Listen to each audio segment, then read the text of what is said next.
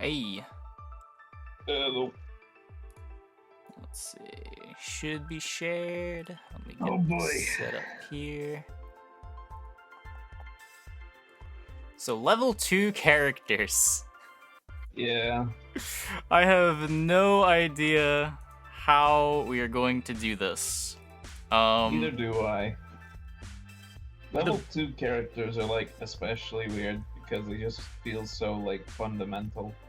Yeah, like how important is how good they are Right. on turn 1 versus how good they are on turn 4, right? Like Rainbow Unicorn is one of the best turn 1 fights, but it falls off. Not super They're hard, pretty- but it's a they're lot worse pretty later well on. balanced for the most part. Like, Yeah. I don't really think any of these are units that I would call like aggressively bad. Like there are some that are more situational than others. Yeah, I think the closest to aggressively bad is like Kitty Cutpurse and Wizard's Familiar, but even then, I think Cutpurse can be really good it sometimes. yeah, exactly. It has its moments. Wizard's Familiar is probably, if you wanted to call one aggressively bad, that's probably the one you'd pick, either Wizard's Familiar or Humpty. But, like, Yeah, Humpty has his own role though. I don't know. yeah. So, starting off with Baby Dragon, a 3-2 with flying. Really good for picking off early supports, matches up well against Mad Mims and Baby Roots. Sort of falls off going into the mid game, but pretty solid for the first like 3 or 4 combats. As far as like turn 1 pick order, I think the only things that I have above this are like Rainbow Unicorn if I really never want to lose health, and maybe Cinder-Ella if I'm like a hero that really wants to have Cinder-Ella. For the most part, I'm really happy picking Baby Dragon turn 1. That's interesting. I pick a lot of things over this, even turn 1. I guess Sure Shot. Personally, I'm not very high on it. I'd take Sure Shot over it for sure. Mhm. I'll sometimes even just take a chicken. Yeah, it really depends what your goals are. How much you want to win the Depending fights on the versus rest heavy of con. the pack, what hero I am, what I think I'm doing, I might even take a Mim. Yeah. That's why this is so weird, right? Because it's so Take dependent Happy on... Tree over it, almost with most heroes. I think turn 1 Happy Tree is pretty good in general. Yeah, I think you're At higher on least Happy if it's Tree. not contradicting a plan. Like if you're a Vela or something like that, then Happy Tree's kind of eh. Yeah. I think like when there's a pup in the lobby, the equity on Baby Dragon goes up quite a bit too. Like it can single-handedly win you early mid-game fights against pup. It's like The kind of thing silly. I really don't like about Baby Dragon is anytime it's good, your opponent could have just eaten the support and then it's immediately bad. And it doesn't pivot. Like there's no like plan for Baby Dragon. You're always losing 1 gold when you sell it eventually. Which like you can say about any of these units, obviously, except for Chicken. But, Yeah. like it's like it feels like every other unit can at least like transition you to like the next step up in terms of units. Like it gives like you have to build a foundation somewhere, and I think you should be doing that at the very start of the game. Even if obviously you should be biasing towards what you see and never going in with like one set plan. And so I don't like that Baby Dragon is just a vanilla. That's fair. Yeah, I guess it plays worse with the supports than most of the other Is kind non of useful sometimes. It at least gives you something for first attack, which Exactly. can be unique value in the early game if you don't have a Sure Shot. Yeah. If I have a Sure Shot, this is like a C to a D tier pick for me. Yeah, it gets But, awkward like- after the first couple turns when you have more things that want to compete for slot 1, whether Yeah. that be like Sure Shot, or you want to try to get a Woggle off, or you have a Kitty Cutpurse that wants to get Slays. Yeah. To me, I think it would be a C tier unit, but I could see compromising and putting it in B tier. Yeah, I mean, I pick it a lot on turn 1. I pick it a lot less on turn 2 and 3. Because it does just fall off so much harder. I'm definitely less begrudging to pick it on turn 1. I feel like I want to put it in B. It feels very average to me. But, You have to look pretty carefully at all of these. yeah, it's... I would call it, I think just because I like so many of these, I would call it a little below average. yeah, we'll see how this turns out as we... And this doesn't have an F tier, which is probably correct for this list, but like also makes placing things weirder. Sure. Like I think we have to be a little more critical, and like because of that, I think I would expect it to end up in C, but we can see. Yeah. Next up, we got Baby Root. So we got the defense support. It has a lot worse synergies than something like Bad Mim. Like, you're not triggering Slays by using Baby Root. It's not as good with summons, because usually summons want to have attack rather than health. But it does play really nice with some of the other level 2s. It makes Labyrinth Minotaur and Tiny into much more reasonable threats early on. Usually I'm only picking this if I have like turn 1 Minotaur or turn 1 Tiny and I just want something to give it some attack. If my turn 1 shop has like Tiny plus Baby Root, I'll pick the Tiny and lock for the Baby Root a lot of the time. But yeah, generally not very excited for Baby Root. There's just less synergies with this than there are with Mim. It doesn't feel like it scales into the mid game anywhere near as well. It's interesting. Personally, I think I like Baby Root more than Dragon by a little bit. It feels like anything with attack, like you're neglecting a few units, like a Frog Prince, or sometimes even Baby Root Humpty can really smart. When Humpty is good. But like, furthermore, it curves into Stag, which is an actual game plan. Now, I think a chunky Stag is like really good in the early game. Yeah, I pick Good And, Witch like, to it support can Stag a work lot. with Creeper sometimes. It's not usually something you're going to be doing. I wouldn't want to spec on Baby Root for Creeper because Creeper's a very situational unit. But like, I wouldn't say it has no synergies. Yeah, I find a lot of the time my early boards are lacking attack more than they're lacking health, but that might just be because I buy so many like Rainbow Unicorns on turn 1. There is also one other nice, there is one advantage Baby Root has over Mim, which is that if Mim gets sniped, you're losing the benefit entirely. Yeah. If Baby Root gets sniped, you very often aren't. Yeah, that's fair. So, like, as a pure stats unit, I don't hate Baby Root at all. I think both of the supports in the early game are like very efficient stat-wise, especially if you can get some amount of attack on them and turn them into combat units. Yeah, it's definitely better to give the Baby Root attack than to give the Mim attack, just because of the way mechanics work in the game. Where when the Mim dies, the damage doesn't matter, but when the Baby Root dies, any damage doesn't fall off. Both of them attack, unless I have some very specific combo where it's like, unless I'm like really valuing my attacks. Yeah. Like which is pretty rare. Yeah, it's much easier to give Mim attack because of Minotaur too. Like there's a lot of times where I have like a Mim in slot 5 and then a Minotaur in slot 7, just as something to make sure that Mim is doing something other than giving attack. Because it does feel bad to have a 0-3 taking up a slot. I think if we're calling Baby Dragon B tier, it makes a lot of sense to call Baby Root B tier. I think I agree with that. I'll put it above Baby Dragon. When it's good, it's more impactful than the Baby Dragon. It doesn't fall off anywhere near as hard as the Baby Dragon either. And really, a lot of the reason why Baby Dragon is good is because Baby Root exists too. Yeah. Bad Billy Gruff. Just a normal 2-3 vanilla. What's there to say on this one? There are some heroes that like it more, right? It's good on Waddle. Namely Waddle and Avella. Yep, but really good. Even on Waddle, I'm very unexcited to pick this.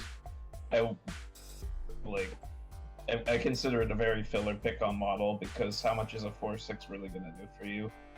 Obviously the potential to combine any triple for exceedingly cheap amounts of gold is exciting when you find a pair of them immediately or when you know that you're going to get one soon. But with Gruff, it feels like the timer on when you can extract a pair with Waddle for value is just too short to be worth bothering. Even though you're probably slightly more likely to pair it. It doesn't really matter that much. With every unit below 6, there are enough of them in the shop that realistically you can triple any of the units. Yeah. Outside of Avella and Waddle, I think the main reason to take this is just some early tempo. It does win or tie pretty much every fight one. Trying to make sure I'm not missing anything. Combat stats literally every fight one, I think. Sureshot can attack first, it's still a tie. No, it's a 50-50 to win or tie versus Sureshot. There's no bad matchup ignoring combat spells. Yeah. It would just be Humpty, which doesn't really count. Yeah. But that being said, I don't think that's enough to justify it being any higher than C. Yeah, I agree. Almost always I'll pick Baby Dragon over it. Yeah, for sure. I think Baby Dragon has similar... The same trait as Gruff. Yeah, it has similar turn 1 matchups and scales a little better into turns 2 and 3. There's not a unit. Yeah, I agree with that. I guess I would pick Gruff over Baby Dragon on Fallen Angel. Yeah, if you really value it being evil or you value it being an animal, you can pick it on Avella too. If you have specific synergies, all of this changes, but... on Avella, it's legitimately good. I've had so many Billy Gruffs in play at level 6 on Avella. It's embarrassing. Jeez. I'm just rolling for XP. I don't care about upgrading my board. Gruffs are man, that's pretty rough. Is it though? In terms of raw stats, It's really not that bad on Avella. It's +3 to your backline. And then it got some stats from the first couple things that die, too. It's like a 10-10. I don't know. Cats cost 1 gold. Like, if you're rolling that much for XP, just find a few cats. You would hope.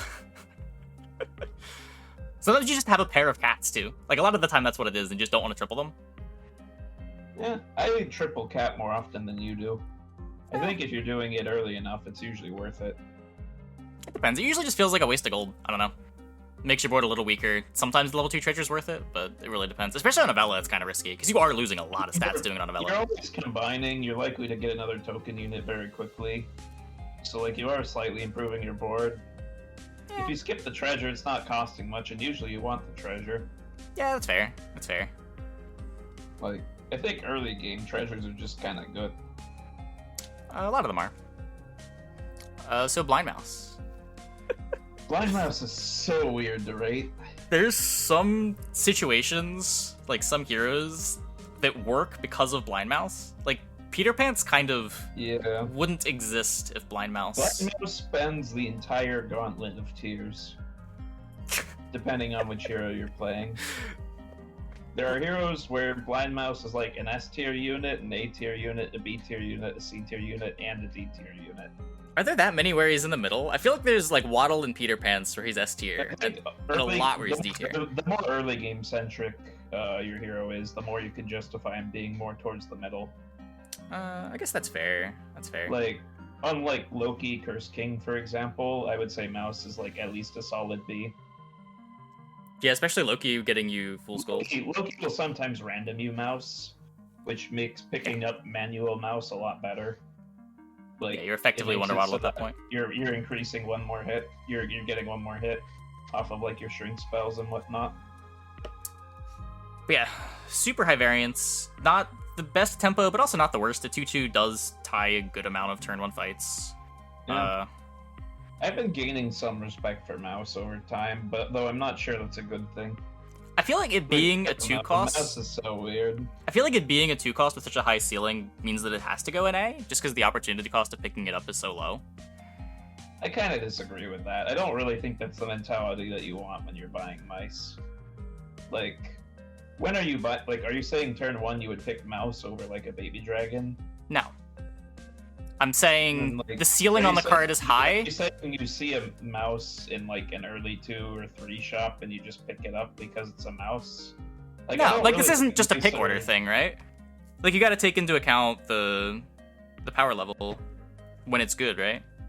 Sure, but like it's not good very often, and like it's always something you're specking on. You can always miss a level 4 treasure. Of course. Like I think I would put it in B. Overall, because it's like I think the average hero Mouse is like C or D, but like the heroes where Mouse is good really stand out, and then there are a few more heroes where Mouse is still pretty decent. Yeah, maybe I'm overvaluing the unique value on it. It definitely does have unique value. Like it's definitely a key unit. We could just revisit it if we wanted. Because I think the next one and a couple others here are gonna be similar. It's not getting easier. Oh my god. So Cinder-Ella, a 2/2 with a quest. Whenever you cast 4 spells, upgrade Cinder-Ella. I want to put this just like easiest S tier. Okay, so you're a always Galahad feels stan. impactful. But like it's not even just Galahad. Like obviously on heroes like Galahad and on Miri it's S tier. Like the average hero, this doesn't actually do that much. I feel like even on the average hero, I'm picking it turn 1 over most things, and just accepting that I'm losing a couple health to get a treasure in a couple turns. It probably deserves to be an egg, just because it's like never bad on any hero. Exactly. Like, turn 1, but like, I think you overrate this unit, if I had to guess. Like, casting 4 spells is hard. By the time you like are actually getting it off. Usually like 3.2, 4.0. The payoff is worth it. Depending on how aggressively you're going for it. If you're picking it up early, you're griefing your board during those like turns, and unless you hit a lucky scroll. A lot of the time, like, you're not griefing your board though. You're like picking it up over fannies and chickens when you don't have dwarves, or like over a happy little tree on turn 2 or turn 3.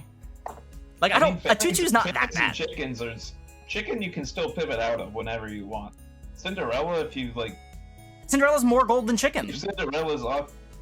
Yeah, but it's much slower gold. Of course. Like, inflation's a thing. Yeah.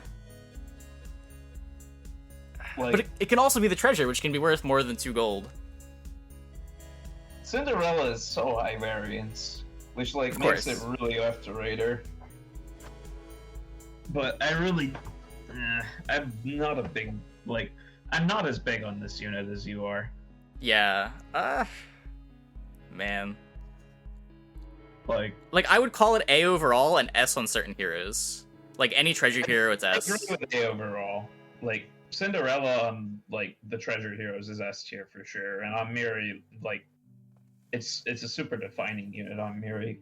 Yeah. The hero just wouldn't work without this unit. Okay, fine. I'll put it A. It's just whether or not you want to round it up, right? Like, if it's A on the whole cast and S on certain heroes, like, do you put that A or do you put that S? Well, okay, I never said it's A on the whole cast. Well, that's what I was saying. I would say that it's generally A across the cast. Okay. We have Blind Mouse at the top of B tier. Like, are you saying... Well, yeah, but Blind Mouse you can actively pick up much later than Cinder-Ella and be happy about it. Or you can hit a pair of them and then you're like, it's suddenly a pretty good unit on almost every hero. Cinder-Ella is just Cinder-Ella, and a lot of heroes are looking for specific units that are not named Cinder-Ella. Unlike Waddle, for example, Cinder-Ella is probably like a solid C. That's fair. Yeah, okay.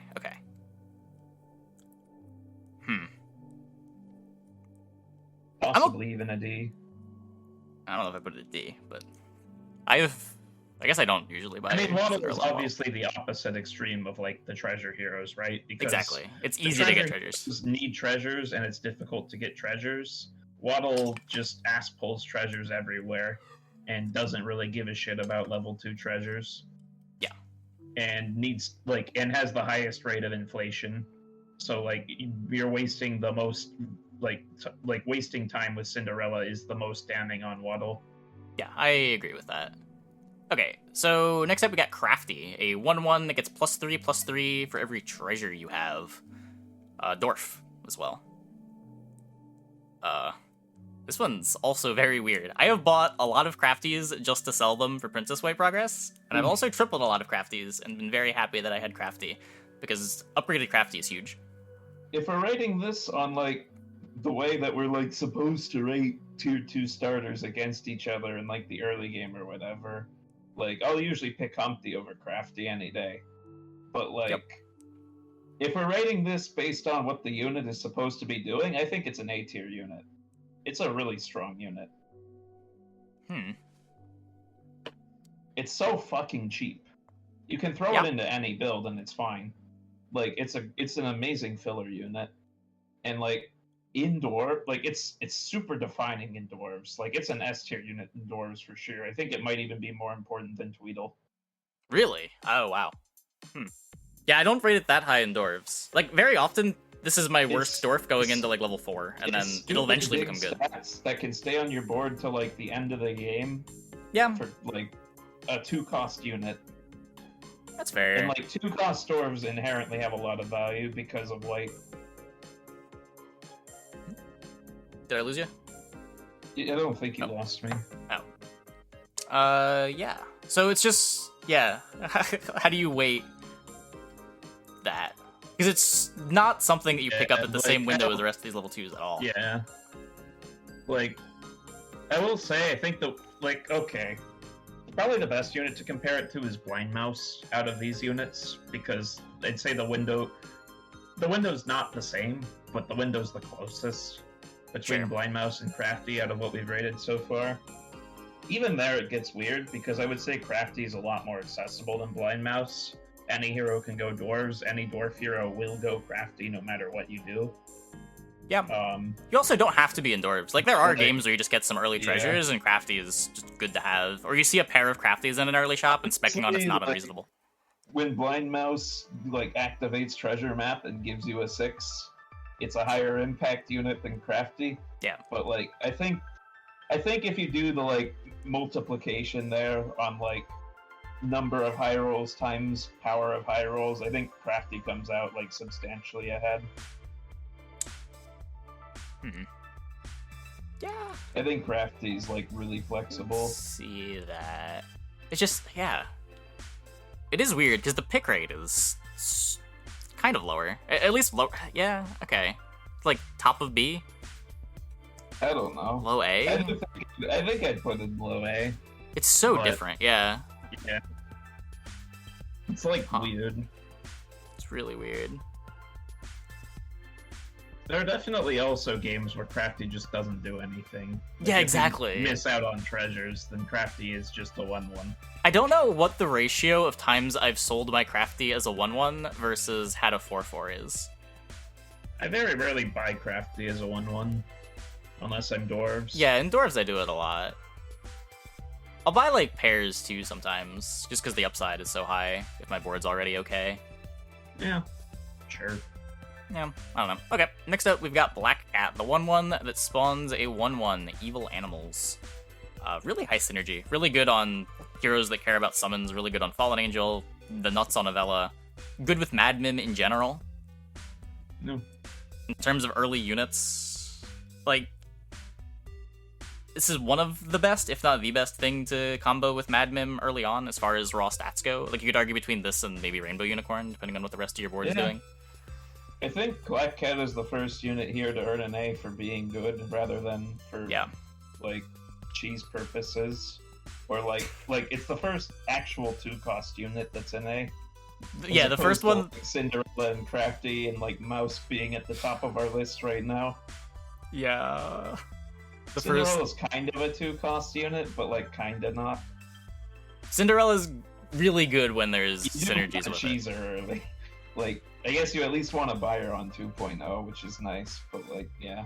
Yeah. Like, Cat's also pretty synergy heavy. It's pretty bad standalone. Like, you do need the support for it or the hero for it.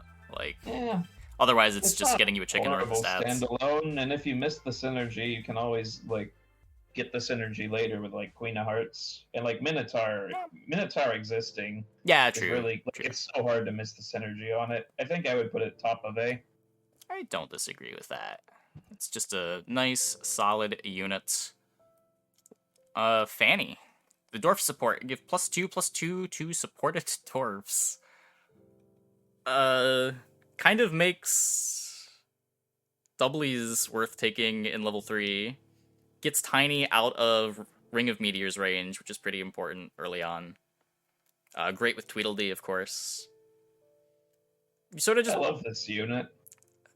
I don't hate this unit. I don't know if I love this unit. It's a good unit. It's really great if you're going to end up in dwarves. Yeah. I feel like this isn't... I think it's pretty cheap to spec on white, and a lot of times if you're getting like a pair of dwarves on 2, you're just outstatting a lot of other combinations of units anyway. Like, yeah, it's worth keeping in for a while, even if you miss the white. Like, if you have a pack, and like turn 3, you have Fanny and 2 things to support it, that probably stays in until around like 4.0, even if you miss the white. And if you hit the white, you're just set up until level 6. Yeah. Yeah. I don't know. I don't know. Fanny is weird to rate because, like, as a dwarf, it's a pretty premium dwarf. But, like, all of the 2-cost dwarfs are premium dwarfs. Just because they cost 2? Because they cost 2. I mean, Tiny falls off much faster than the other 2, but Tiny's also pretty good early game. Yeah, Tiny falls off when you complete your last quest on Cinder-Ella. Yeah. When you stop buying Tinies. I don't know, I could see putting it, like...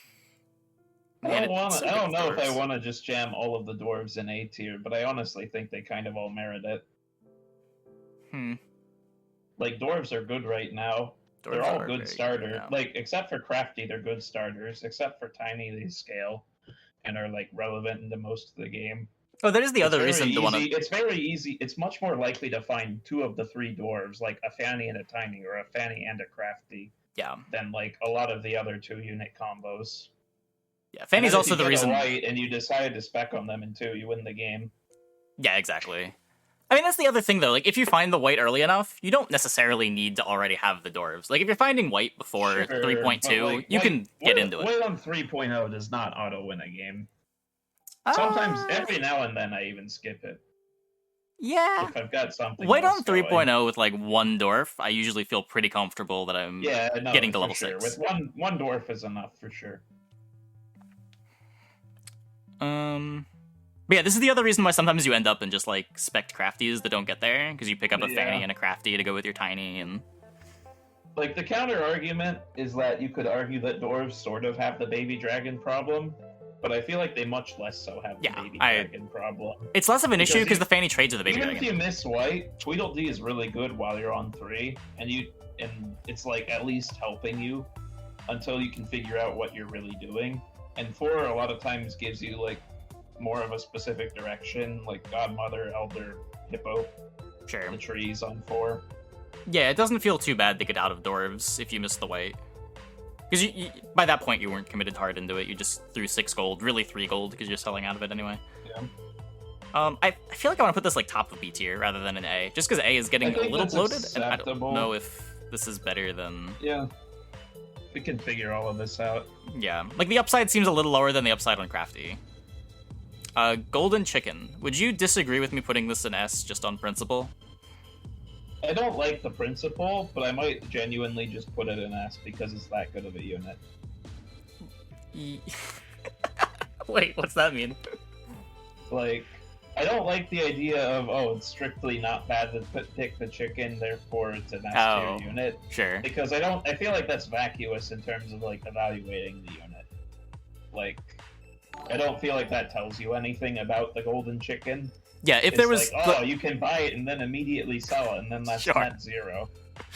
Sure. What makes this unit is insane is any shrink ray pack becomes insane. Yeah. And, like, any pack that has, like, a unit you want to buy in the chicken just becomes way better than a unit you want to buy in some garbage that's not a chicken. And, like, it's really, like, 2/2 stats compared to a lot of these units is pretty efficient filler. Like, the fact that you can just at any point, once you see what you actually want, trade it off for, like, a 3-cost unit. And a lot of 3-cost units are also very high impact. Is, like, really valuable. Like, you're generally not taking enough damage in the early... I generally prioritize 2-cost units that I think are going to help me over 2-cost units with good combat stats, which is why out of these I don't like the Baby Dragon and I don't like the Gruff. Out of the ones we've rated so far. That's fair. I think one of the biggest things going for chicken, too, is it never stops being relevant, right? Like, even after you get to level 6, buying a chicken on your last 2 gold is still good just because you're going to waste that 2 gold rolling and locking. I never skip a chicken on, like, any of the level 2 turns, unless I think the unit I'm picking up over chicken is actively good, given my current board. Yeah, it depends how much I value my health, like what leader I'm playing. Like on I will buy Zelhua... a chicken over, like, pretty much any filler unit. I wouldn't universally say that, but I agree that it's true a lot of the time. Like, turn 1, easily give me chicken over Gruff or Baby Dragon. Yeah, I could see that depending on what you're valuing. I guess, like, chicken still ties a lot of turn 1 fights, too. Yeah.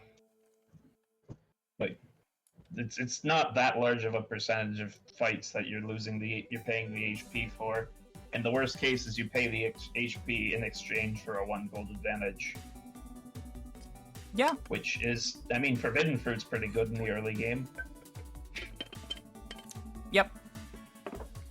But yeah, like going from like 5 to 6, it's like a mini piggy bank. Being able to sit on a couple of chickens. Yeah. Upgrading chicken is pretty great even. Just gives you the 4 gold to resell. Like it's a free upgrade unlike some of the others where if you skip the treasure, you're still getting your full 6 gold out of it. And sometimes you're just paying 2 gold for a treasure, which is pretty good rate. No, chicken's just that good. Chicken? Like, I don't think it has to be an on-principle thing. I think chicken is just easily the best of these units. That's fair. Out of the ones we've rated, at least. I think I agree. Next up, we have Happy Little Tree, a 1/1 that gets +2 health after every combat. I think you're a lot higher on this than I am. I used to really like buying Happy Little Tree on turn 2. I thought it was one of the best, like, early game setups. I don't buy it on turn 2 anymore unless I, like, either have weak options or think the hero is like specifically going to like the game is ramped fast enough Okay. that like turn 2 happy tree is too slow now, but I still am really happy to see a turn 1 happy tree. I think the only things that I pick over the tree, I think I sometimes pick Baby Dragon over the tree, depending on how much I care about my early health. I'll usually pick Rainbow Unicorn over the tree, and I'll usually pick Sure Shot over the tree. Out of those, I would only pick the Sure Shot over the tree. Yeah. Or maybe the chicken.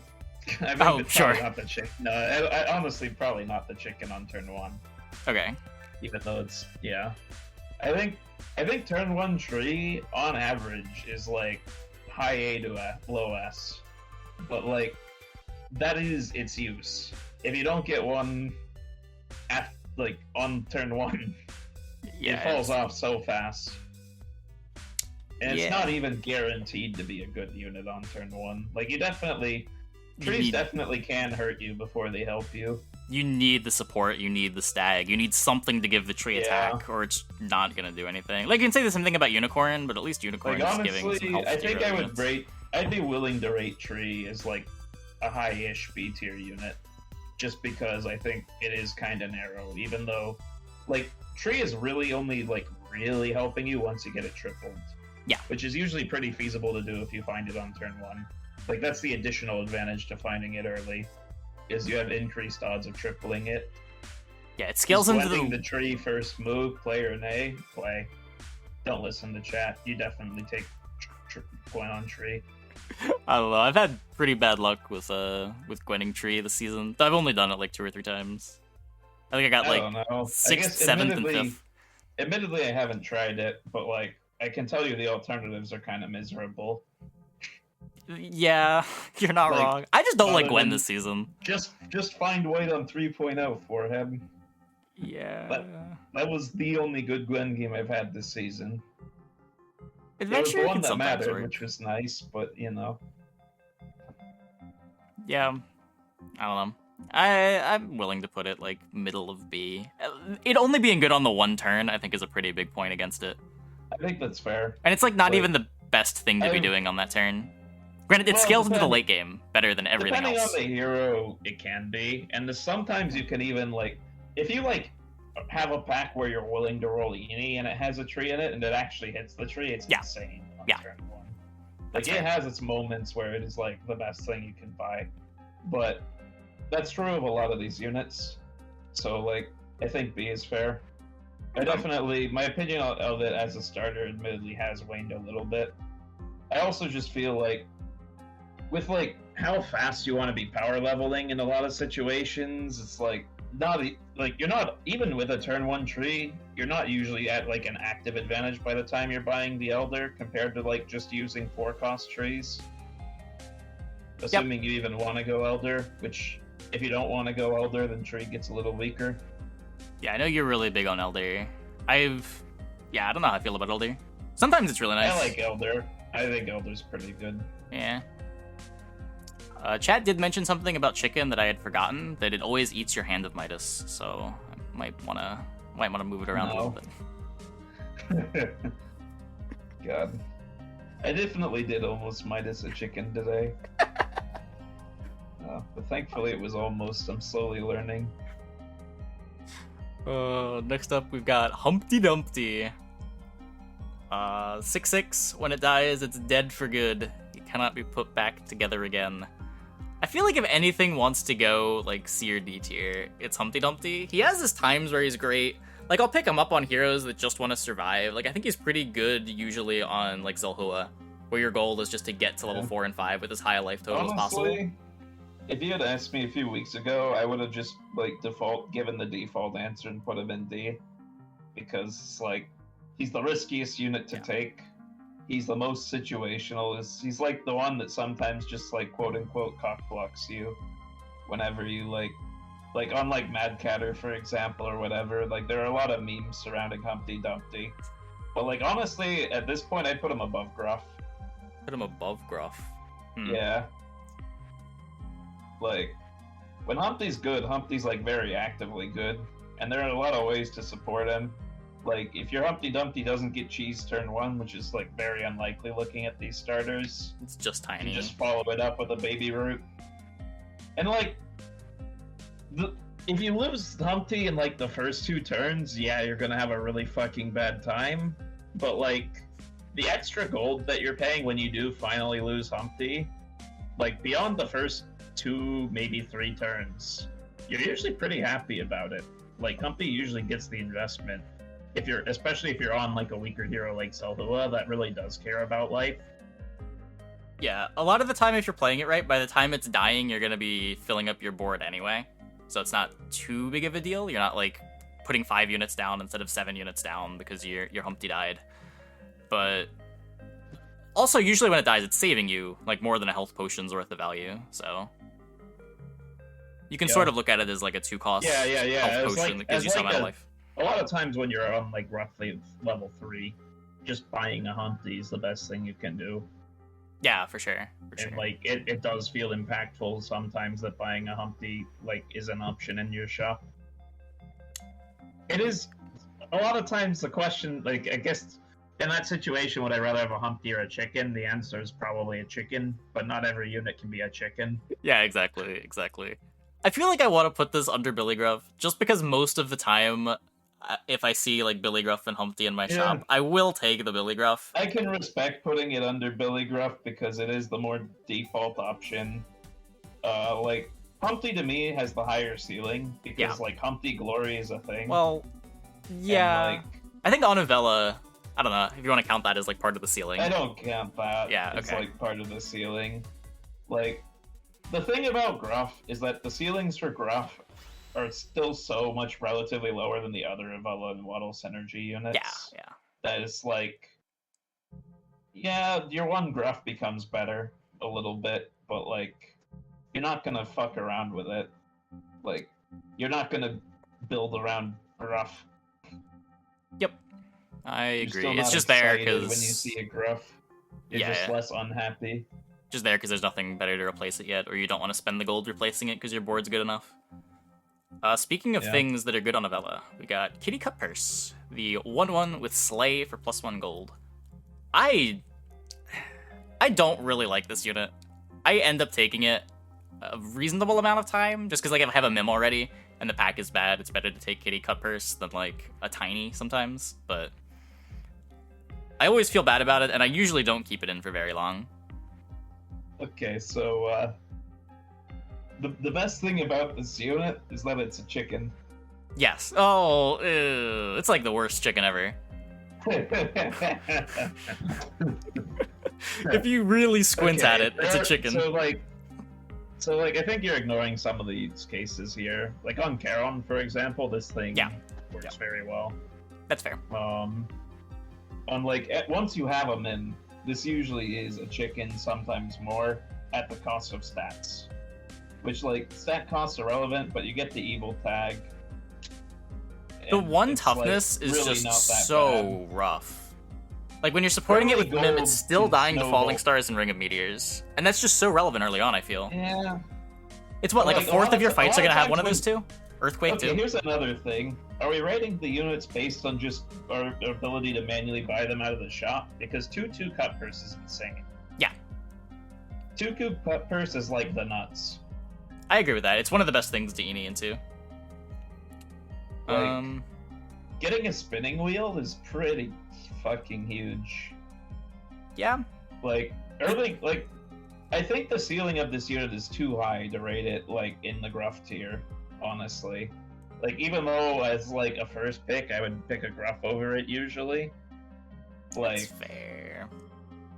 I guess the difference between its ceiling and its floor, like, in terms of what you need to get it there... It definitely... It has, like, the full... It goes the full scale, much like Mouse. Well, I think it's easier to get from its floor to its ceiling, too. Like, if you have a Cutpurse and you pick up a Mad Mim, all of a sudden you're pretty close to the ceiling. You also have a much shorter window, though. Yeah, exactly. Like, you have to see it by, like usually when you buy this, it's usually on turn 2 if you're not Enieing it. Like, precisely on turn 2. Yeah, sometimes if the shop is, like, Cutpurse plus Mim, I'd consider buying the Cutpurse and locking. Your first unit for it. Or like if you started a Mim, you can pick up the Cutpurse. Yeah. I feel like I want to put it at the bottom of B, right below Baby Dragon, but I agree with that. I think that's a fair place to put it, but I wanted to stop you from, like, you sounded like you were gonna do something drastic, like put it in D. no, I think it's enough better than Billy Gruff, but Yeah. Like, I don't take this often. I'm just usually impressed when I do take it. It's a unit I think I should be taking more. I feel And the same also- way, and then every time I make... can be relevant for Slay. Like, of the units that Sure. could get you into Slay, it's one of the less bad ones. And, like, I don't play Slay very often because Slay is usually not very good. It's especially not very good when you force it. But, like, when I accidentally find my way in Slay, I'm usually pretty impressed with it.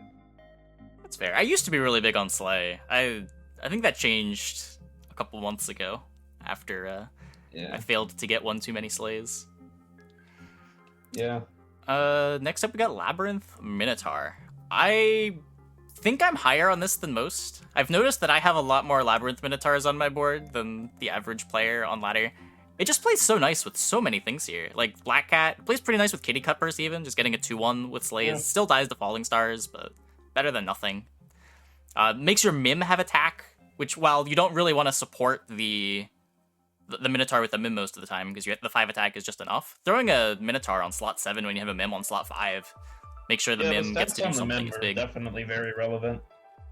Yeah. When I'm in Evil, I'm super happy to have a Minotaur. The question is just kind of, like, Cat Minotaur specifically, like, if we're talking very early boards, is like an S-tier board. Yeah, I will happily lock for Cat Minotaur turn 1. Yeah. It's definitely very strong. A lot of times I care about my spells more than anything on turn 1. I'm just trying to pick, like, a premium unit and then get a good spell. Like, Yeah. I don't always lock Cat Minotaur, but, like, I'm still very happy when I end up in Cat Minotaur. Yep. Minotaur also gives you a reason to want to pick up Baby Root. Just making your 5-1 a 5-4, have it survive Falling Stars is pretty significant. Also makes it actually eat chickens rather than trade with chickens. Yeah. It has all the advantages of tiny -1 attack that sometimes matters against an egg, but there aren't very many eggs on ladder. Yeah. I honestly want to put this in A, like bottom of A right now. I think that's a respectable rating for it. I think it's around the power level of Fanny. And like more independently strong. Like in Evil, you can keep it for surprisingly long. Yeah, for sure. I think I had a game yesterday on. You can keep it like all the way to 6. I had a game yesterday on Sadrak where I won the game with a Minotaur in play. Yeah. And like that's even without Monster Manual. With Monster Manual, you probably literally can just keep your Minotaur. It still got really low toughness. I think I had Monster Manual, but it was just I never Yeah. felt the need to replace it. I think it was like a 22. Sure. But yeah. With Monster Manual, you usually still eventually get out of it, but like it stays for a long ass time. Yep. Next up, we have Lonely Prince. The 1/1, when you buy a princess, turns into a 5/5. You want to start on this one? Oh man, you're putting the pressure on. I'm curious what your take is on this. I'm willing to spec Lonely Prince over a lot of these units. I would put it solidly in A. Like sometimes you just cheat a 5/5 and you win the game. Yeah. Sometimes you get a 1/1 and then it becomes a 5/5 and you're the investment's totally worth it. And then sometimes it's 1 gold and it costs you a little bit of health. And like, what do you fucking do? What do I spec on this over? So assuming there's no other princess in the pack and it is just purely spec, I will pick it over the Cutpurse. I'll usually pick it over Billy Gruff, depending on how weak my board is. I'll almost always pick it over the first Blind Mouse. I'm usually willing to spec on Fanny rather than pick up a Lonely Prince. Yeah, I can sort of agree with that. Like, to me, I think Lonely Prince is, like, around the Billy Gruff tier as, like, a starter. Yeah, Like, it gets it's better when you costing consider... 3 health, but it has the potential to become way better. And, like, if it doesn't improve, it probably is the Billy Gruff -3 health, because a lot of times, unless you hit the spell, a lot of times you're just getting rid of the unit turn 2 to buy 2 better ones. But, Yeah. like, I think the Lonely Prince, like, has the potential to cheese so hard, and like it's just so much more flexible. Yeah, I mean, one of the best turn 1 shops you can see is like Lonely Prince plus a princess. Yeah. Whether that be Cinder-Ella or Sureshot. When Lonely Prince cheats, it cheats hard. And yeah, like when you're just 5/5 getting a is 5/5. Like a cheap 5/5 is good for a while. Yeah. I want to put it above Billy Gruff. I kind of want to put it below Dragon, above Cutpurse. I'd put him right below Cinder-Ella. Put him right below Cinder-Ella. Wow. How much of that is because of the times that you see it and a princess in the same pack? Definitely a lot of it. But Okay. like, sometimes you have 1 spare gold, you pick it, you roll, and then you get the princess. Like, speccing doesn't always mean that you're buying a 1/1. That's fair. Like, it's a little awkward with early game gold. Like, it's sort of, but like, it definitely can happen. I don't know. 5/5 Toad's pretty good. 5/5 Toad is good. I might be over focusing on all the times that I'm frustrated by Toad Prince, or just like how often that it's just average because it flips in like the middle of level 3, and it's just not exciting anymore. Yeah. I mean, how many princesses are there in level 2? There's Cinder-Ella, there's Sureshot. I think that's it. Admittedly, that's not that many, like if you just want to go off of pure probability, but you usually do get more information than that. Yeah. Like, if you take it turn 1 and you miss spell turn, you either hit a spell turn 2, which you're never complaining about, or you get a roll, and you get to see like 6 units, which, if you have Sureshot Cinder-Ella... I feel like he's significantly worse than Crafty. Like, it's a worse tag, the payoff's a little bit lower, it's worse to upgrade. The payoff is so much faster. Yeah. Like, the difference between getting a 5/5 turn 2 and like a 4/4 once you get a treasure is like pretty nuts. I mean, if you have a And, like, Cinder-Ella, like half the things that are gonna flip it. Another part of the payoff is that if you get 3 of them, you only have to flip 1 and you get a 10/10. Yeah, 10/10 sure. you can keep a lot longer.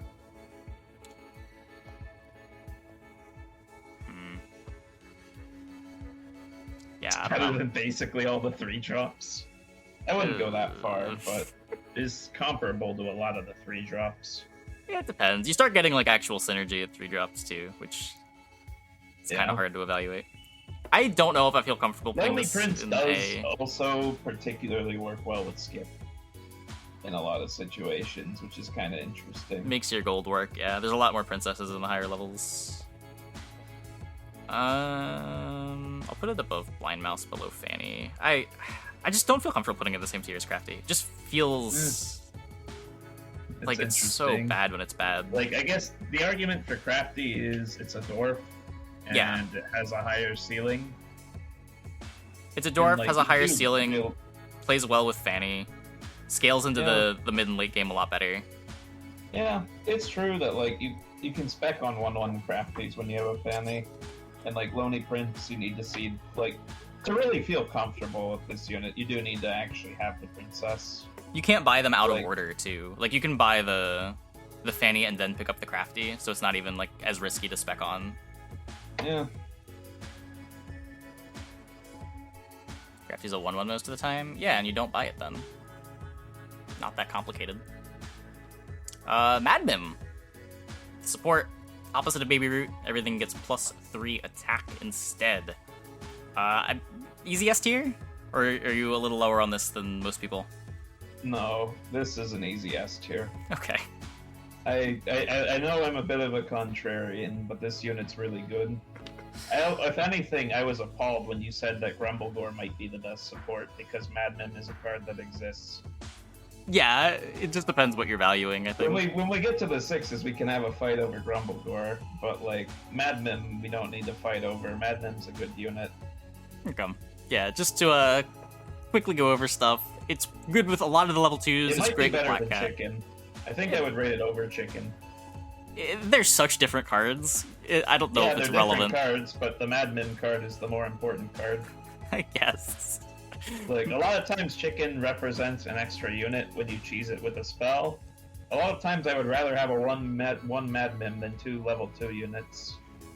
I'm not gonna fight you on Mad Mim like, you're the adventurer guy. You should be backing me up on this. I'm not gonna fight you on it. I think they're both incredibly strong units that are good in completely different situations. Yeah. But yeah. Great with Black Cat, great with Minotaur in a very different way. Great with the Happy Little Tree, great with Kitty Cutpurse. Pretty good with even just Billy Gruff having a 5/3 instead of a 2/3. Yeah. Yeah, it just plays well with so many things. And then as you get to level 3, great with ranged units, great with Sure Shot, as we haven't gotten to yet. Good with all the level 3 It also makes ranged. me not hate the Unicorn, which seems to be a unit that you like and that I don't really like. I do like... Unicorn just wins so many fight ones. That's the main reason why I like Unicorn. Yeah. Next up, we've got Polywoggle. Is this the weirdest one to rate? Yep. Well, a lot of them are pretty weird to rate. Polywoggle, I think it... Well, okay, Polywoggle is kind of weird to rate. It's definitely up there as, like, weirdest to rate, because it's, like... It's kind of a utility card, like Blind Mouse, and yet it's also a card you buy on curve way more often than Blind Mouse. Mm-hmm. Just like getting a level 3 Poly for 2 gold. Or, like... When you have a Mad Mim, it's just worth picking this up on, like, level 2, level 3, because it's going to get this way. This card is weird as fuck. I don't know how often I pick it because it's correct versus how often I pick it because it's a frog and it's like entertaining as fuck. Like, if you're a content creator, this unit is an easy S tier. It just leads to so many diverse games, right? Like, you get things with Polywoggle, it leads to games that you couldn't get any other way. And that is important as a content creator, for sure. I think in terms of competitive strength, I'd probably put it... I think I do think within the A tier, it's kind of interesting. Yeah. As much as I hate on Cinder-Ella, I do think Cat and Cinder-Ella are, like, substantially better than Crafty and Minotaur. I agree with that. I could see moving I think Poly fits right into that divide. How often are you willing to pick up Polys and Grimsouls on level 5, try to snipe some level 6 units? I guess, actually, like, how often am I willing to pick Polys and Grimsouls? Only when I'm in Adventurer and the Polys make themselves obvious as fuck, or I'm in Waddle. Okay. Well, yeah. I've started hating Poly Grimsoul. It's just not worth it most of the time, even though it's funny. So if you already have the Grimsoul for other purposes, you're willing to pick up Polys and throw it in and maybe lose a little health? Okay. That's sort of where I am on it, too. When you need a spec on 3 of them, and then spec on a Grimsoul, and then, like, not lose the life while doing all of that. Oh, I'm not even saying upgraded. Like, you tried to convince me that was good. It wasn't good. It worked for a while. I don't know.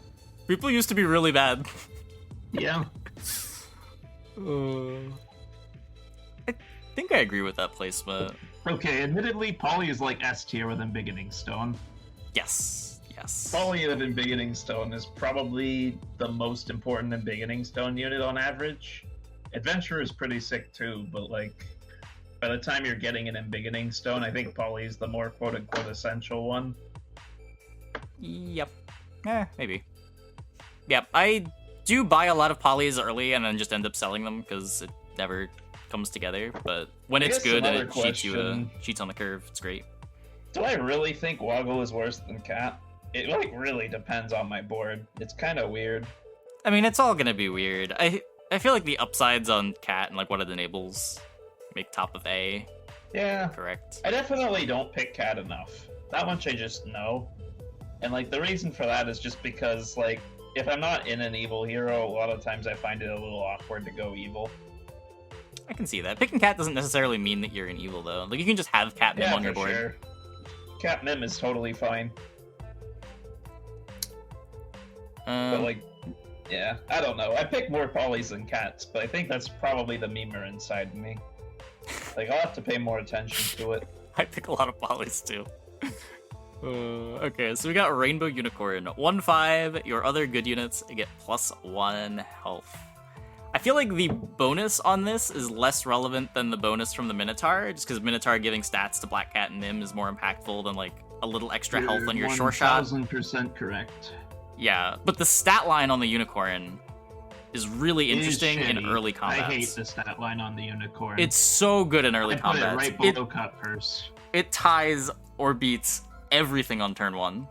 And when you care about your health total, tying or beating everything on turn 1 is pretty significant. I agree that it's worse than Minotaur. I pretty much only ever pick this up on turn 1 or turn 2 when I'm trying to like put a board together that is the strongest that I can put together, but it will very often be the unit in the shop that puts the strongest board together. Every time this thing gets one shot, I just kind of want to hurt myself a little bit more. It plays really nice with Mad Mim. I would argue that it plays better with Mad Mim than Minotaur does. I would rather have a 4-5 early on than a 1-4 and a 5-1.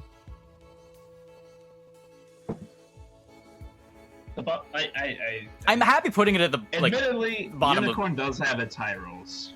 Like, Unicorn on Waddle is good. Yeah. Unicorn upgraded Unicorn is really solid. Is like, honestly, Unicorn on Avella is worse than Billy Gruff, which is funny. Yes, significantly. Like,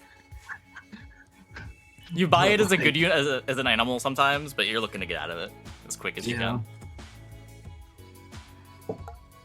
I'm happy putting it below Happy Tree. Outside of exactly what, yeah, that's a tolerable placement. I am adamant that Happy Tree is a better starter turn 1 than Unicorn. Yeah. I probably usually pick Happy Tree over at turn 1 and Unicorn over Tree turn 2. I think I agree with that. Next up we have Surewood Sureshot. Ranged 2-1. So are we rating this card, or are we rating the ranged keyword when we rate this card? Because like the card itself isn't that great, but all the things that you can do with it to like give stats to your ranged unit make it good. The card itself is pretty great. It's solid. Like, why are we saying the card itself isn't that great? Like, 2-1 ranged for 2 is insane. It's S tier. It falls off pretty quick. I agree that it's S tier, but I was hoping that we would not spoil it that quick. I mean, what do you want from me? We, like, whenever I have, like, I don't know, man. Am I supposed to fight you on these? Am I supposed to, like, build up the suspense? It loses the Unicorn turn 1. Yeah, so... It always loses the Unicorn turn 1. I would pay 3 life to have a Sure Shot instead of a Unicorn. It depends. Am I gonna find a Mad Mim early enough? I don't know. I agree with putting it in S. It does... If you give it any amount of stats, it's very good, just because ranged plus stats is really good. Like, Arthur also does exist. It's not like it's worthless to triple this unit. Does Arthur exist? If you have a triple Sure Shot by the time you hit 4, and then you, like, cleanly roll into the Arthur, it exists. I don't know that I've ever had that happen. I wish it would happen a lot of times, but I don't know if I've ever actually had it happen. It's never amazing, to be fair. Like, you could argue maybe it's not super worth upgrading Sure Shot other than because it has the ranged keyword, and it's more ranged stats. But, like, I don't know. It's just, like, it's so many combat stats for what it does. Yeah. It's a really flexible unit, too. Like, as a Mim target, it's, like... Admittedly, when you compare it to Cat as, like, a Mim target, it's actually kind of comparable to Cat. I sort of want to do this. I don't think that it's, like, Mim and Chicken tier. That might be fair. I'm usually... Like, this is my favorite turn 1, like, for sure, in the game. Which I think kind of makes it Mim and Chicken tier. Like, that's a big feat. It also flips the Toad, which it does. Yeah, you are, in my opinion, substantially underrating. So, like, that's kind of a big deal. Yeah. Like, flipping the Toad is big. But, like, there are a lot of things Cat can't do. Like, if Cat doesn't have a Mim or a Minotaur exactly, the unit's kind of shit. If Cat has a Minotaur, you could just have a Sure Shot with no Minotaur, and it would do about the same amount of work, sometimes more. Sure Shot with, like, a Mim or a Baby Root in the back row can also be really good. Yeah. Like, a lot of times you're just getting 3 uses out of the attack. It does feel a lot worse, like, when you don't have first attack and your Sure Shot gets sniped, which is more likely to happen early on when there's fewer units in play. And there are a lot of things that beat the Sure Shot when they don't have first attack. Like, Black Cat beats it, Unicorn beats it. I guess that's kind of it. Billy Gruff beats it. I don't know. It's also a stag target. It is a stag target. Which, one of the best stag targets. We have to, that is a thing that Cat can't do. So, I mean, you're welcome to move it down to A, but I think after thinking it over more, I agree with my gut reaction that it still belongs in S. I mean, there are things the Cat does the Sureshot can't do. Mostly with leader synergies, but just like being a I guess it's kind of fair. I'm lower on Novella. Like, Cat on Novella is an easy S. Yeah. But I also think I'm sort of factoring that in when I'm, like, okay with Cat's current placement. Because I think on, like, your average reader, I would rate Poly and Cat much closer together in terms of strength. I think I agree. Like, rethinking it over. So, like, to me, Sureshot's just so generally flexible and sometimes insane. Like, we're not even counting, like, Miri, right? Can we agree that Sureshot is, like, the most insane thing ever?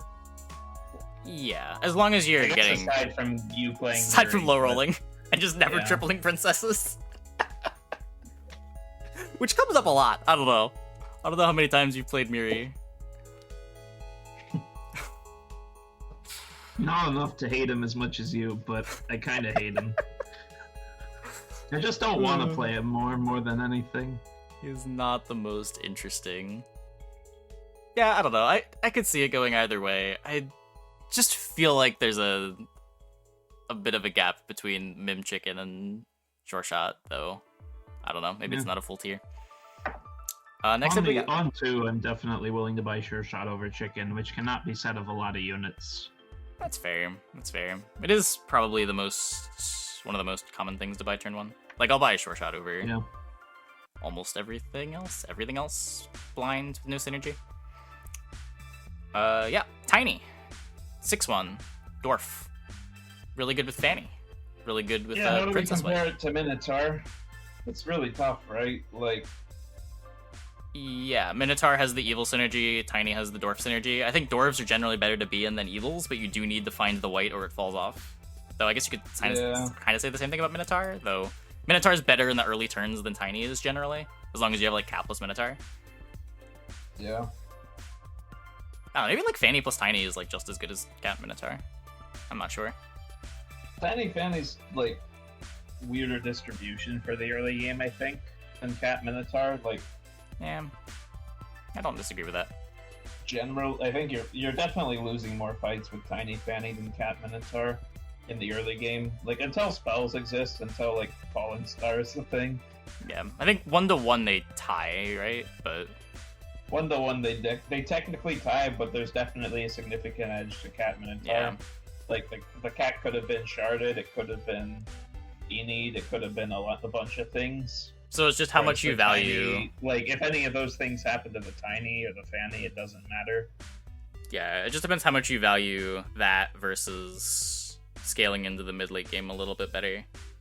I don't know. I feel like I think I put Tiny near the top of B, especially looking at the other units that are near the top of B. I think I'm usually more excited to start with Fanny than Tiny in a lot of situations, depending on how early. Like, on turn 1, I'd rather have the Tiny.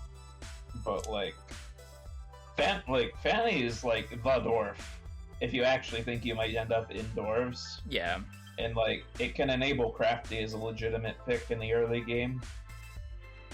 Yeah, I see it as a very similar... I see Fanny as, like, the most chicken-like unit that isn't chicken.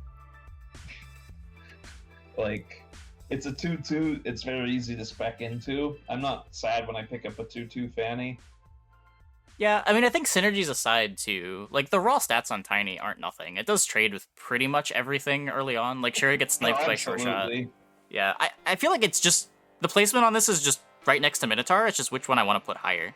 Tiny... No, to be fair, like, I think Tiny and Minotaur are much better on units that value their early life. Because I think the biggest strength of Tiny and Minotaur is they don't lose too much. Exactly. But, like... Tiny... I think Minotaur has a substantial edge over Tiny. Like, I think Tiny belongs in a tier lower than Minotaur. Like, Cat is a unit that you can play Minotaur with, and, like, you're getting free stats on Mim, whereas the one extra attack on Tiny is usually wasted. Yeah, I mean, it's not just Like, that, though. It's being able to stay in and scale your white. It's something you can pick up early. Yeah. Like, how much you pick up white early, it's great, but, like, that's one out compared to, like, very natural flow into evil stuff if your board is, like, full of evil stuff early. Yeah. What are the odds of seeing white in the first, like, 2 level 3 shops? Do you know? I don't know. I don't know how any of the, like, spawns work. I don't even know if it's even odds to see, like, a 2 or a 3. Yeah. In, like, any given slot. I get asked these things a lot, and I legitimately have no idea. I don't think there's anywhere to, like, publicly find that info. I think you kind of have to ask the devs. Yeah.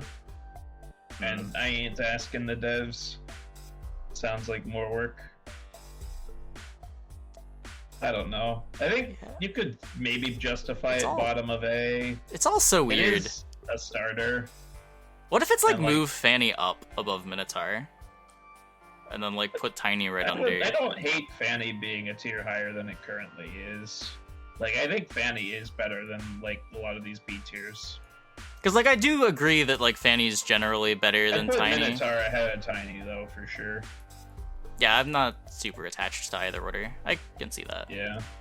Like, they're usually the same unit unless Minotaur's aura matters, and Minotaur's aura matters a lot. Yeah. I mean, so does Tiny being a dwarf. Tiny being a dwarf can matter, but it's, yeah. You need exactly Fanny, and like, yeah, okay. Yeah, I don't know. It's weird. Maybe, yeah, it is weird. Dwarves are such a good comp to be in the mid game too, and I don't know how much that has to weigh into it. Yeah. Because like I'm very willing to spec on going dwarves. And now they don't suck. Yeah. White is pretty good. I think my win rate on Lordy. Dwarf 2s were never the problem with dwarves. Dwarf 2s were always strong, like independently. But before they were like picking up a bunch of baby dragons, and now they're like picking up a bunch of baby dragons that sometimes win you the game randomly. Yeah. Which is kind of the job of units that are not named Baby Dragon, that like flow into real comps. Yep. Like, not only So, does like, Doris have the pivot, but I'm pretty sure my win rate on Lordy is higher than every other level 6. I'm actually going to check. I know it was at one point this season. I would not factor that into your evaluation. I would not either, but I just think that it's fun. It is kind of fun. It's not. It's slightly lower than Ashwood Seems to have gone down. Higher than Grumblegore and Pumpkin, though. Lower than Doom Breath. Lower By than a considerable amount. Your highest is the Storm King. Yeah, I don't know how that ever happens. That's weird. To be fair, you only go Storm King when Storm King's like good as fuck. Yeah. Unless you're one of those weirdos that picks up Tempo Storm King, and then I hate you. I'll pick it over Jorm sometimes. I do like my Tempo Jorms. I am shocked Jorm is at 48%. Yeah, I mean, it is one of those kinds of units, but well, yeah, Jorm is like kind of the opposite of what you'd expect to be like a high win rate unit. Yeah, because you just pick it up on 6 and hope that it gets you there. But... Jorm is the desperation unit. Mm-hmm. Yeah, although I've had some really funny Jorm comps. Like, I don't know. Jorm comps are weird, and they do sometimes work. Yeah. I've had to give in and admit that Jorm might not be as terrible as I think it is. It's just very snipeable. Like, sometimes you lose because your Jorm gets pigamorphed, and those games feel so bad. Jorm is miserable to play. Yeah. Like, on average, Jorm sucks. But, like if you're taking the median game for Jorm, but, like... Well, I think on average, Jorm is... When it's good, it's really funny, and it can snowball really quickly. I think on average, Jorm is pretty good, but if you have to win a lot of fights, you're just likely to get scammed in one of those and lose the game. Because when you're losing a fight on Jorm because your Jorm gets pigamorphed, you're taking 20. I mean, there's also the times when you run into Ashwoods and Jorm just doesn't get a slay. That's how many Grim Souls you got. Just losing. Just gotta have more Ashwoods Grim skip Souls. faster than Jorm, unless you like hit the nut high roll, which is what I mean, right? Like, I've learned that when I hit the nut high roll on Jorm, I'm probably better playing Jorm than I am saying, yeah, fuck this unit, I'm gonna be a real comp and start from scratch. Because that just doesn't work. So, last one here, we got Wizard's Familiar. 1/1, whenever you cast a spell, give this unit +1/+1. I think this is my least favorite level 2. I'm not very high on this.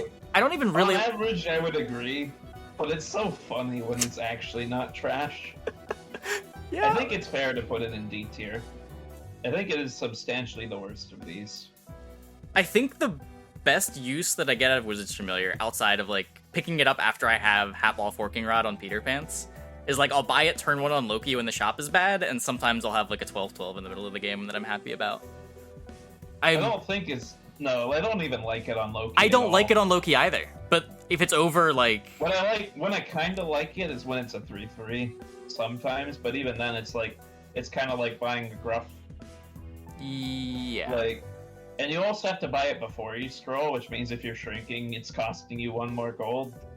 But Yep. like that's you're still willing to do that sometimes. Like a 3-3 that will scale a little bit. It has its moments where it's like not bad. It maybe ranges from being like a B tier unit to an F tier unit. But I will say that even if you're on a mage hero that's planning to go mages, like unless you're maybe Merlin, like you are probably better off just buying familiars later if you're going to do it at all. Yeah. Because like they just stunt your econ too much to get them early, and then like have to cast spells to try to keep them relevant. By the time this thing's a 5-5, you're in like the middle of level 3 most of the time. Yeah, It's not even good anymore. Scaling isn't fast enough. You have to get it upgraded if you want it even on your board. Upgraded will still eventually fall off, and it's like also just yeah. I had a Like- game on Gwen where I had an upgraded Wizard's Familiar on turn 2, and then I tripled one on turn 3, and I got 7th. You know how bad Yeah. that felt? I mean, that's okay. To be fair, on Gwen, this unit is hot trash. I had 2 upgraded ones! I think it's a little unfair to Wizard's Familiar to evaluate it on any hero that's not a mage hero, because on a non-mage hero, I would just never pick this unit if I was being serious. But I had 2 of them! That's more stats than you get on the Mage Hero. Sure, but they still scale at their normal rate. It's not like you get 2 of them and then they scale twice as fast. Sorta. I mean, you're getting the same amount of scaling per spell as you would with a Merlin. Yeah, like it becomes slightly more efficient to cast spells, but you're gonna cast spells whether you have 1 of them or 2 of them, and it's still gonna be janky. But I mean, by that logic, isn't it janky to be casting spells on Merlin too, since you're only getting +4/+3 instead of +4/+4? Sure, but you get it way faster. Yeah. I'm not even claiming Wizard's Familiar is good on Merlin. Yeah. Like, I wouldn't go that far. But if you want to play Wizard's Familiar, pick Merlin. Like, Wizard's Familiar is substantially less bad on Merlin than any of these other heroes, because it's a unit that you can keep, and the extra scaling from Merlin is, like, just barely enough to actually keep the Familiar, like, from not being total shit on your board. It's like Wizard's Familiar is basically scuffed Happy Tree when you're playing Merlin. Yeah. Which is another, like, Merlin and Charon are a reason we're maybe underrating Happy Tree. Like, I was sort of just thinking of Happy Tree in a vacuum, and we weren't even talking about heroes on Happy Tree. Me. But on, like, Merlin and Charon specifically, Happy Tree is absolutely an S tier starter. Yeah. I don't know. Yeah. Black Cat. Lowest win rate level 2 on data-driven gaming. Interesting.